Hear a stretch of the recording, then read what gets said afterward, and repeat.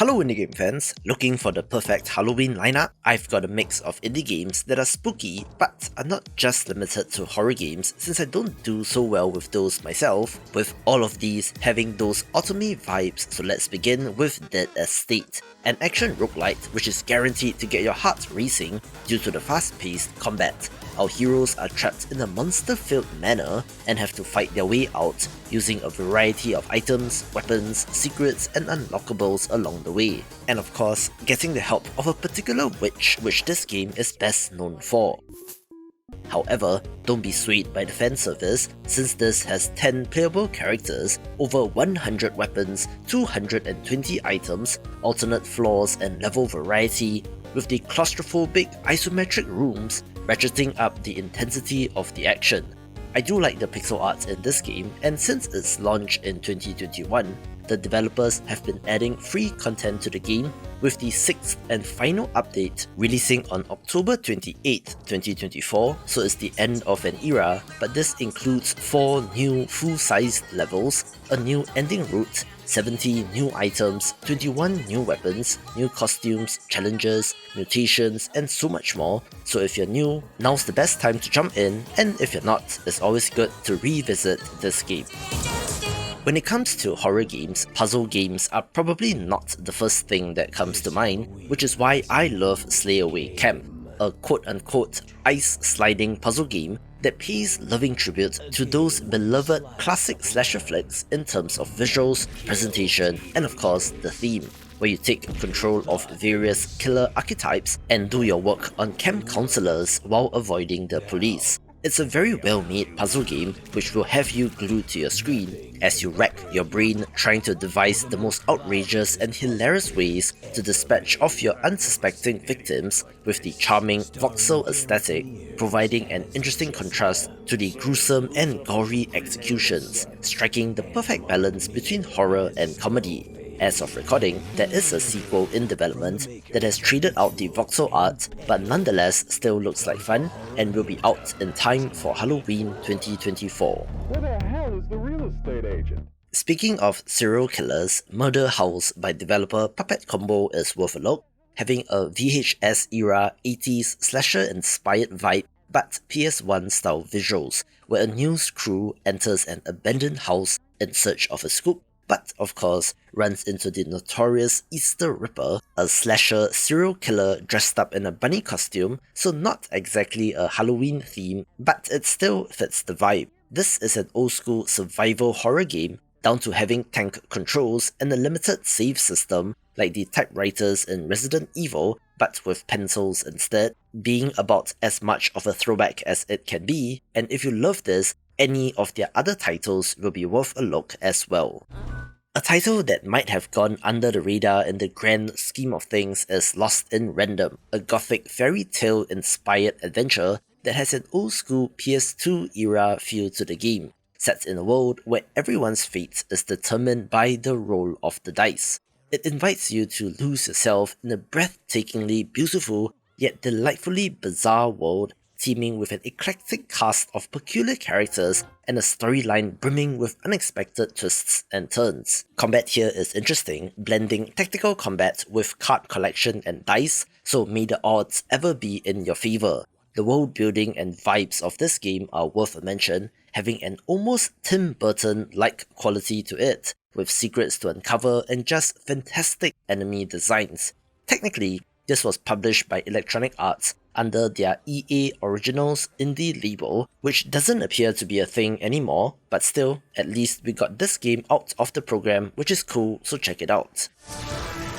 For those who prefer their scares served with a generous side of the adorable, how about HorrorVale, a charming JRPG which technically released in 1.0 this year after first releasing on Steam in 2019. But up until October 1st, 2024, it was the 2019 version of the game that simply concluded at Act 1, so now's the time to jump in. Yes, I believe this is an RPG Maker game, but don't let that stop you from trying this out, since this is a charming title that is Undertale or Earthbound adjacent, about our protagonist going on a quest to save her zombie dog from monsters. Amazingly, How Long to Beat has this at 42 hours of content for completionists, with the developers putting the main game at around 30 hours themselves, but Steam reviews are in the 60 to 100 hour range, so there's certainly something here, where this is punching way below its weight for how good it is and has been touted as the Halloween RPG, so certainly give it a go.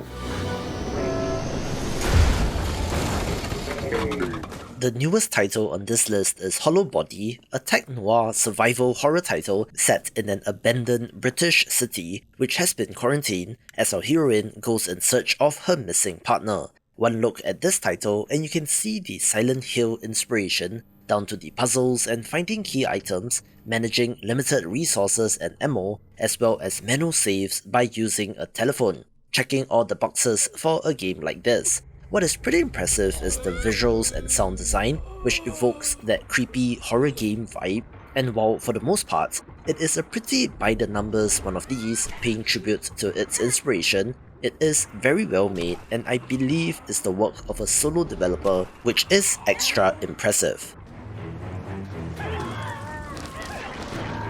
Ever wanted to be the antagonist in a Lovecraftian story instead of playing as the hapless explorers struggling with madness? That is the gimmick of Sea Salt, where you play as an old god and command the forces of Dagon itself, unleashing chaos and terror on the humans. Humanity has prayed to you to request safe passage and bountiful harvest from the sea, but when it came time to pay the price, they chicken out, so you have to summon an unholy horde of eldritch horrors to kill them all. Unsurprisingly, I do love the pixel art here, which, while minimalist, is well done, and surprisingly, there is quite the amount of strategy here in terms of party composition, since you do need to vary up your strategy when dealing with the different types of enemies. Whether you're a fan of Lovecraft's work or simply enjoy causing pixelated pandemonium, this will be the title for you. Another game that is a masterclass in creepy survival horror and creating pure atmosphere is Alisa,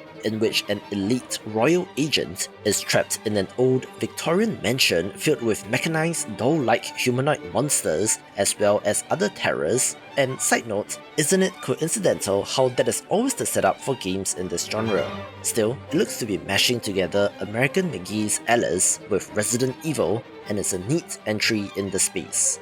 Halloween is also the perfect time for monster and alien movies, which is why Carrion is of note, turning the tables on tropes by allowing you to play as the monster instead. You are of alien origin, being an amorphous blob of tentacles and teeth that slithers through the environment, solving puzzles and devouring anything unfortunate enough to cross your path in this reverse horror experience. While it is a power fantasy game for the most part, you can run into adversity such as flamethrower wielding humans, but it is not too big of an issue and you'll probably understand what to do in combat scenarios after a couple of tries, being relatively low stakes with its checkpointing. A common complaint is the lack of a map, but I found the areas to be small enough for it not to be too big of an issue, and while on the shorter side, it's a good 2 to 3 monster movie in length, which is a pretty good chunk for the season. The self-described first job survival horror title Yuppie Psycho Executive Edition is exactly that, seamlessly blending the soul-crushing monotony of office life with some seriously twisted supernatural shenanigans. As the fresh-faced newcomer to Sintra Corp, you are tasked with killing the witch in exchange for a large sum of money and a promotion, where said witch is a supernatural entity that was key to the company's success but has returned to torment its employees. The game's pixel art style is awesome, really having some horrific monster designs as our hero creeps around and tries to avoid getting caught, being on the minimalist end in gameplay but well animated in details for character portraits and cutscenes. Work is hell, and your job might just literally kill you in this case, with the mixture of the theme and gameplay being quite unique in the psychological horror space. This next title kind of came out of nowhere, since Nightmare of Decay randomly dropped in 2022, and I wouldn't fault you for not giving it a second look, since it does look pretty rough visually, almost like some sort of Unity asset flip, and it's only $5, but trust me on this one, if you love some action in your horror games, this is the title to get. It is essentially Resident Evil 1 but in first person, resulting in a game that is both nostalgically familiar but fresh at the same time. As you fight your way out of a manor infested with zombies, see the trope here, and it's a smaller title worth a play.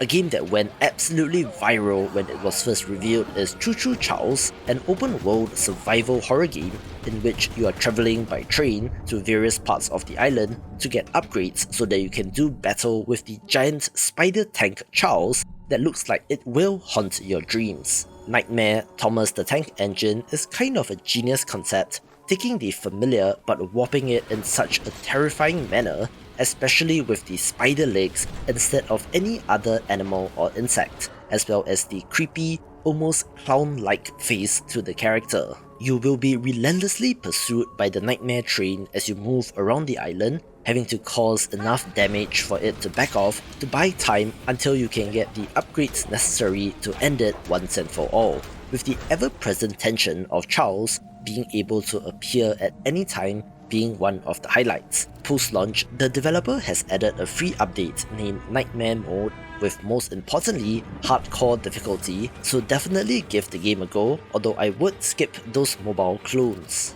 Swedish developer Landfall Games appears to be having a good time with making games, not taking things too seriously, while still cranking out hit after hit, designating April Fool's Day as Landfall Day, and always have something interesting up their sleeves, with 2024's entry being content warning. This is a hilariously terrifying co-op multiplayer experience that has you playing as content creators, making your way down into the old world to encounter monsters, but more importantly, to record footage and to upload it to their YouTube equivalent to make money so that you can buy upgrades, being surprisingly hilarious with friends despite the theme and genre. Every session is a wild rollercoaster ride of emotions, from the heart-pounding tension of exploring dark, spooky environments to the laughter that ensues after someone freaks out, being a light-hearted experience with friends, with player population numbers hovering around 2,000 as of recording, which is decent for a 6-month-old indie game,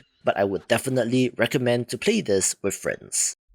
Junji Ito The Game is basically World of Horror, a 1-bit black and white pixel art title that very cleverly apes the art style of the famous horror manga artist, cranking up the creep factor to 11 as you navigate through this doomed town teetering on the brink of Lovecraftian apocalypse. You play as just regular people trying to survive the madness, where the town has a cult attempting to summon the Great Old Ones, but first have to solve mysteries on a smaller scale which can be disturbing on their own. This is a roguelite turn-based RPG that does require a couple of playthroughs for you to get an understanding of the systems, but when it clicks, it's pretty fun and challenging, but the art definitely takes center stage here. Next to haunted mansions that magically lock themselves to trap the main characters in, another favourite location for horror games is amusement parks and circuses, where of course creepy clowns are a huge part of that, but we have something more traditional survival horror here in Crow Country. This is a relatively new release as of recording as well, being a title from 2024, as our heroine searches for the owner of the now abandoned amusement park who went missing 2 years ago. Of course, the PS1 almost original Final Fantasy VII looking visuals are a highlight, along with an intriguing central narrative and freaky enemy designs. But yes, an excellent one of these that comes to us from an unlikely source in SFB Games, who are best known for Tango Tower and Detective Grimoire, which are adventure games, so it's good to see their success in branching out.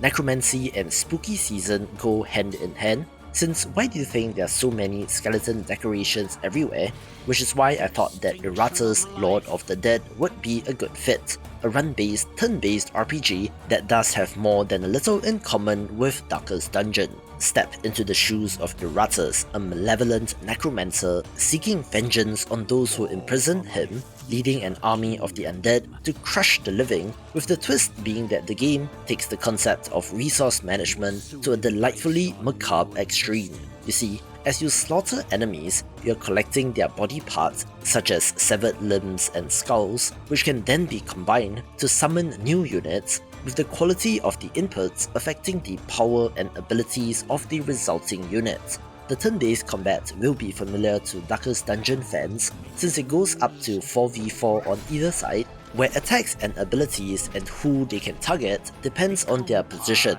and even if you do fail a run, there is meta progression with permanent upgrades, with the game frequently going on sale for as much as up to 90% discounts, making it a no-brainer pick.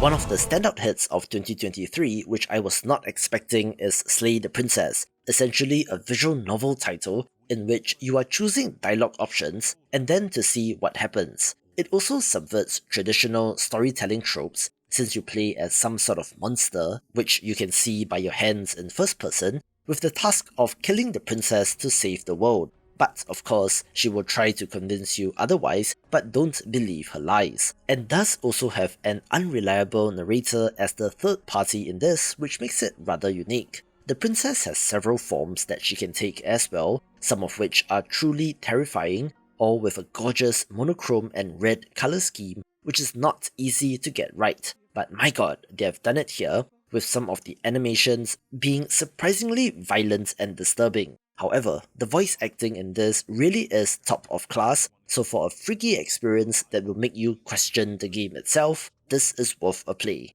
Alright, here's one of YouTube's darling titles in Fear and Hunger, a game that has an adults-only rating due to the subject matter, but I've seen multiple YouTube lore and theory videos pop up on this game since there's some sort of forbidden fruit aspect to this. While it looks like a turn-based JRPG, it leans more in the survival horror direction since you want to avoid combat where you can, since getting into fights can result in loss of limbs, and even your head and instant death, which causes a restart of the game. This is one of the darkest, most unforgiving gaming experiences, delving into the depths of human depravity and cosmic horror that will test your resolve. Monster designs are freaky and awesome, and while the game's story is pretty much berserk, the minute-to-minute gameplay is very tense, especially since you never quite know what is going to jump you from the shadows. And while you can technically complete the game, there is no winning for the characters per se in the horrific world of Fear and Hunger, and truly stands on its own. Prepare to be consumed by the oppressive, all-encompassing dread of Darkwood, a top-down survival horror game that puts the survival in survival horror, redefining what it means to feel truly alone and vulnerable in a hostile world. Set in a mysterious forest that seems to have a malevolent will of its own, it's a daily struggle as you race against time to scavenge for resources and fortify your hideout in the day, but when night falls, that is when shit hits the fan. Sure, the day-night cycle of enemies appearing at night has been done before in games like Terraria, but these are no mere zombies that can be easily dispatched of. Rather, having horrible centipede people, mutant lizards and birds, and so much more, with the sound design and limited field of view creating a sense of paranoia and tension that never quite goes away. Do be warned that it is quite tough and you will die, with the lack of hand-holding giving this a little bit of a steeper difficulty curve, but is truly one of the best horror titles. Once upon a time, in the great Arkansas Kingdom.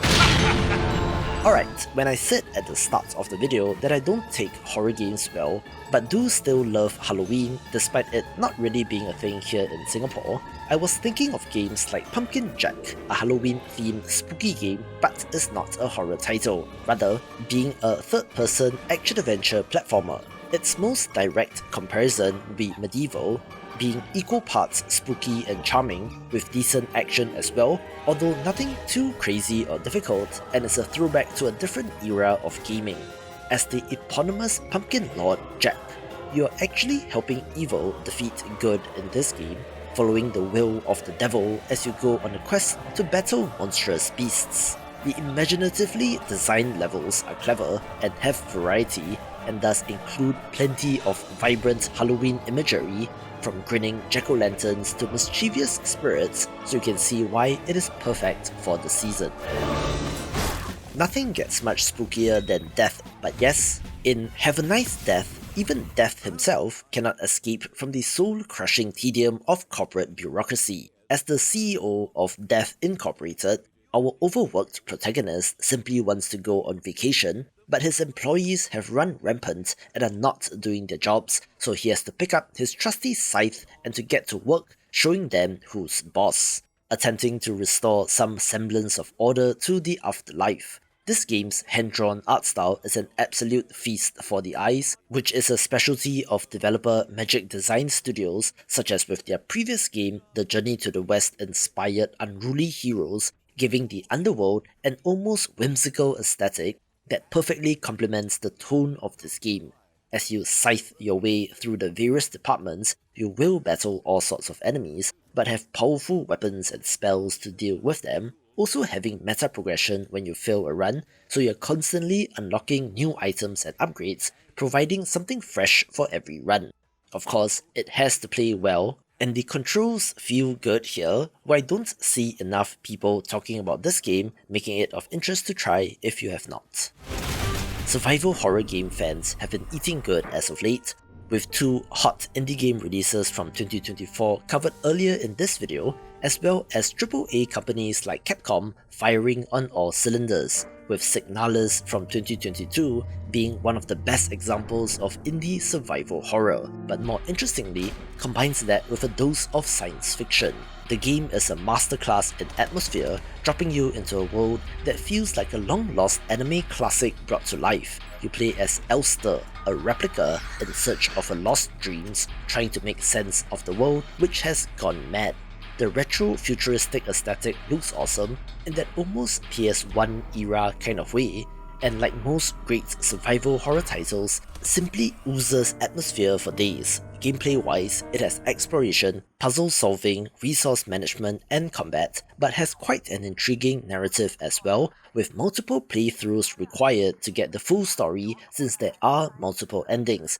as well as a larger, secret narrative that required the community to work together to solve it, which appears to be solved for now, but still, this is an absolute masterpiece that makes you question the very nature of existence, memory, and identity itself. Religion and the wars fought over it is kind of horrifying if you think about it, which makes the Catholic-inspired Blasphemous of interest, one that mixes religious themes with bone-crunching difficulty and pixel art gore. This is a side-scrolling Metroidvania where you play as the Penitent One, a silent protagonist with a cone-shaped helmet, fighting his way through the land in the fight against something known as the Miracle, an omnipotent force of sorts that is responsible for many of the events of the game. Ever since I first laid eyes on this game, the pixel art of course spoke to me, where if you thought that pixels are just a throwback retro art style, which is not suitable for blood and gore, this game will quickly change your mind,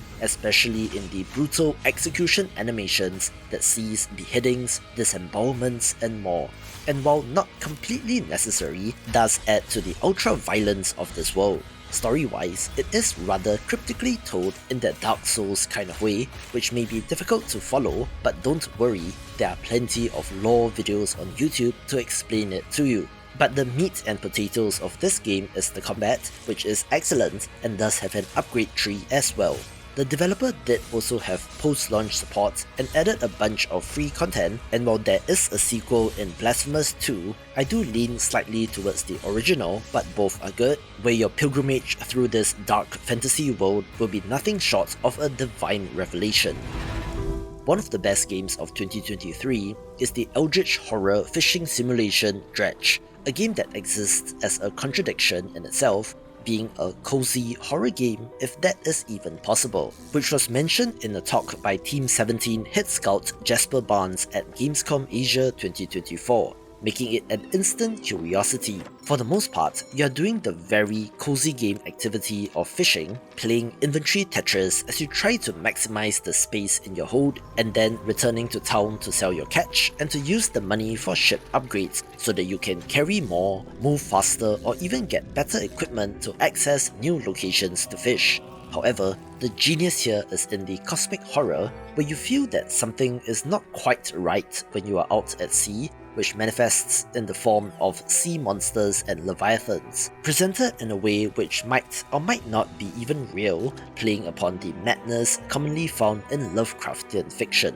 This extends to aberration forms for the sea creatures that you catch, as well as the various townspeople that you encounter, which might have their own ulterior motives. Again, the atmosphere created is worth a mention, since the sea is as terrifying as you think it might be, compounded with the eldritch monsters as you slowly uncover the story and secrets of this archipelago. The art style and colour palette chosen is chef's kiss as well, with this being intentionally a very brown game, with the developer releasing 2 post-launch DLC and together has the complete edition branding, so they are probably done with this game and I won't be surprised to see a Dredge 2. Developer Daniel Mullins is a genius at the meta game of making video games that have solid core mechanics which would be great games on their own, but then adds another layer to them, and that, unsurprisingly, is the case with Inscription as well. At its core, it presents itself as a creepy card game